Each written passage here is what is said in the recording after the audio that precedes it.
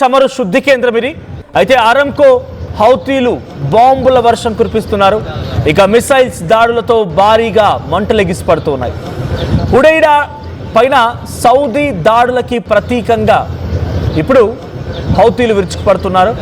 Yemen పై దిగ్బంధనం ఎత్తేసే వరకు కూడా ఎర్ర సముద్రంపై నౌకలని అడ్డుకుంటామని హౌతీలు చెప్తున్నారు.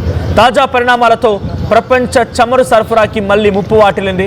So Aramco it's biggest oil refinery stationery, చాలా పెద్ద రిఫైనరీ స్టేషన్. సో ఆరంకో దగ్గర జరిగినటువంటి ఈ దాడి పైన ఇప్పుడు సౌదీ కూడా సీరియస్గా ఉంది. సో సౌదీ చేస్తున్నటువంటి ఇంకో మాట ఏంటంటే, మీరు ఎటువంటి నౌకలను తీసుకొని రెడ్ సీ వెంట బాబెల్ మండి దగ్గరికి వచ్చిన వాటిని అడ్డుకుంటాం, పేల్ చేస్తామని చెప్తున్నారు. సో యెమెన్కి చెందినటువంటి ఇరాన్ మద్దతు సంస్థనే హౌతీల తిరుగుబాటు. సో 48 గంటల్లో సౌదీ అరేబియాలోని సౌదీ ఆరంకో చమురు కేంద్రాలు లక్ష్యంగా చేసుకొని క్షిపణులు, డ్రోన్లతో దాడులు చేసింది. సో ఈ దాడులు ముఖ్యంగా జీజాన్ అండ్ యాన్బు ఈ ప్రాంతాల్లోని చమురు మౌలిక వస్తువులను లక్ష్యంగా చేసుకొని హౌతీలు ఈ దాడికి పాల్పడ్డారు. అంటే జీజాన్ అండ్ యాన్బు ఈ రెండు కూడా పోర్ట్ ఏరియాస్, సౌదీలోని రెండు పోర్ట్ ఏరియాలు. దానికి సమీపంగా ఉన్నటువంటి మౌలిక ఇన్ఫ్రాస్ట్రక్చర్ దగ్గరనే ఈ దాడులు కొనసాగాయి. అయితే హౌతీల ప్రకారంగా హుదియాద్ అనేటువంటి ఈ ప్రాంతంలో, యెమెన్లో ఉన్నటువంటి ప్రాంతంలో సౌదీలు వైమానిక దాడులు జరిపారంట. దానికి ప్రతీకారంగానే దాడులు చేస్తున్నామనేది హౌతీలు చెప్తున్నమాట. సౌదీ సంబంధించినటువంటి బేసిక్ ఆయిల్ ఇన్ఫ్రాస్ట్రక్చర్కి సంబంధించిన విషయంలో వాళ్ళ యొక్క ఎక్స్పోర్ట్స్ దెబ్బతీయడం కూడా టార్గెట్గా పెట్టుకుంది ఇప్పుడు హౌతీలు. ఒకసారి ఆరంకో దగ్గర జరిగినటువంటి దాడికి సంబంధించిన దృశ్యాలను చూద్దాం.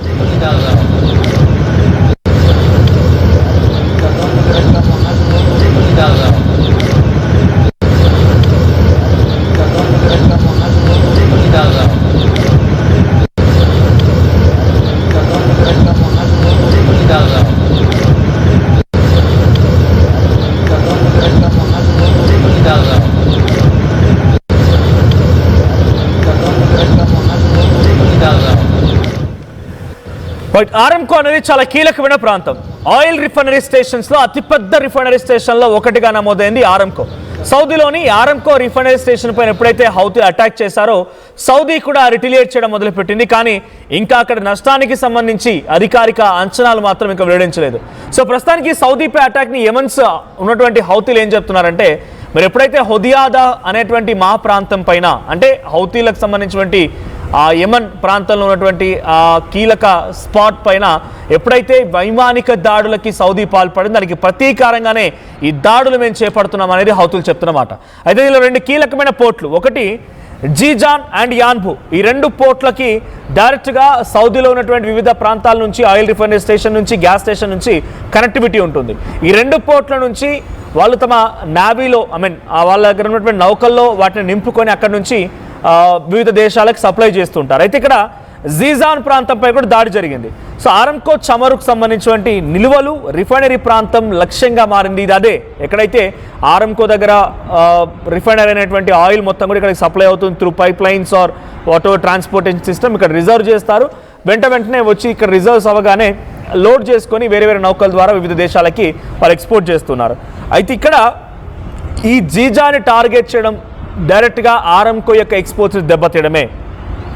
ఇది మొదటగా కొంత అగ్ని ప్రమాదంలా మనకు కనిపించినప్పటికీ వీడియోలో ఇది అగ్ని ప్రమాదం కాదు, మిస్సైల్ డ్రోన్లతో హౌతీలు అటాక్ చేసిన విధానమే.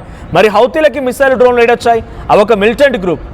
ఆ మిలిటెంట్ గ్రూప్ ఎలా వచ్చాయనంటే, ఇరాన్ యొక్క మద్దతు మూలంగానే హౌతీలు ఈ స్థాయిలో బలాన్ని సమకూర్చుకోగలుగుతున్నారనేది Saudi or Gulf countries or Israel, America భావిస్తున్నటువంటి ఒక మాట. నిజానికి హౌతీలే ఇరాన్కి అతిపెద్ద బలం. గల్ఫ్ కంట్రీస్లో అతిపెద్ద బలం హౌతీలే. యెమెన్ దేశంలో ఉన్నటువంటి ఆ హౌతీలే ఇప్పుడు రెడ్ సీ బాబెల్ మండి దగ్గర ఇప్పుడు ఎటువంటి నౌకల యొక్క ప్రయాణం కోసం రానివ్వకుండా యాజ్ జలసంధి స్ట్రైట్ ఆఫ్ హార్ముజ్ ఏ రకంగా అయితే మూతవేయబడిందో, బాబెల్ మండెబ్ అనేటువంటి ఆ జలసంధిని కూడా యెమెన్స్లో ఉన్నటువంటి హౌతీలు మిలిటెంట్ గ్రూప్సే కంట్రోల్లోకి తీసుకున్నారు. ఇంకొకటి యాన్బు అనేటువంటిది ఇంకో పోర్ట్ ఏరియా. సో రెడ్ సీకి సమీపంగా ఉన్నటువంటి యాన్బు అనేది కూడా చమురు ఎగుమతి కోసం ఉపయోగించే కీలకమైన ప్రాంతం. సో ఇక్కడ నుంచి కూడా కొన్ని బెలిస్టిక్ మిషన్లు దూసుకొచ్చాయి. సౌదీకి సంబంధించి వైమానిక రక్షణ వ్యవస్థల్ని అడ్డుకున్నట్లుగా నివేదికలు కూడా పేర్కొంటున్నాయంట. అంటే ఇతర దేశాల్లో హౌతీల నుంచి వచ్చినటువంటి ఆ డ్రోన్లు మిసైల్ అన్నీ కూడా యాన్బు ప్రాంతాన్ని కూడా చుట్టుముట్టి అక్కడ కూడా భయంకరమైనటువంటి దాడులకు పాల్పడ్డారు. అయితే సౌదీ అరేబియాకు సంబంధించి మరి రియాక్షన్ ఏంటి? సో ఇప్పటివరకు హుదైదా అండ్ మారిబ్ అల్జాఫ్ ప్రాంతాల్లో ప్రతిదాడులను కూడా సౌదీ మొదలుపెట్టింది. సేమ్ హౌతీల లక్ష్యంగా హౌతీలు ఉన్నటువంటి ప్రాంతం హుదైదా, మారిబ్, అల్జాఫ్ ఈ 3 ప్రాంతాలపైన కూడా మళ్ళీ సౌదీ అరేబియా దాడులు మొదలుపెట్టింది. 2022 తర్వాత అంటే సుమారుగా 2022 తర్వాత సౌదీ హౌతీల మధ్య ఘర్షణ వాతావరణంలో ఇది అతిపెద్ద స్థాయిలో జరిగినటువంటి ఘర్షణ వాతావరణం అనేది ఇప్పుడు ఇంటర్నేషనల్ ఎక్స్పర్ట్స్ అండ్ యుద్ధాన్ని నిశ్చితంగా గమనిస్తున్నటువంటి పలు కథనాల్లో వస్తూ ఉన్నమాట. 2022 తర్వాత నుంచి ఇది అతిపెద్ద అటాక్ ఆరంకో అండ్ యాన్బు జియాన్జు పైన అటాక్ చేయడం అనేది. ఇంకొకటి ప్రస్తుతం ప్రపంచంపై ఈ కుప్పకూడంతో ఎటువంటి ప్రభావం పడుతుంది? మరి ఆరంకో ఇంటర్నేషనల్ రిఫైనరీ స్టేషన్ కుప్పకూలిపోవడంతో ఎటువంటి ఎఫెక్ట్ ఉంటుందన్నప్పుడు యాన్బు జీజాన్ రెండు కూడా సౌదీకి సంబంధించినటువంటి oil reserve stations. So Hormuz జలసంధిలో ఇప్పుడు మరింతగా ఉధృతలు కొనసాగుతున్న నేపథ్యంలో ఈ అటాక్ని కూడా సరికొత్తమైనటువంటి ఆందోళన రేకెత్తిస్తూ ఉన్నాయి. అంతర్జాతీయంగా ఇప్పుడు మళ్ళీ ఆయిల్ రేట్స్ భయంకరంగా పెరిగే అవకాశం ఉంది. సో ఇప్పటికే చాలా పెద్ద ఎత్తున ఆయిల్ రేట్స్ పెరగడంతో పాటుగా డెఫిషియన్సీ వస్తుంది. కొన్ని దేశాల్లో ఆల్టర్నేట్ రూట్స్ ఎంచుకోవాల్సి వస్తుంది. ఇంకో మార్గాన్ని వాళ్ళు చూడాల్సిన పరిస్థితి వస్తుంది. ఇవన్నీ కొనసాగుతున్న తరంలో మళ్ళీ ఆరంకో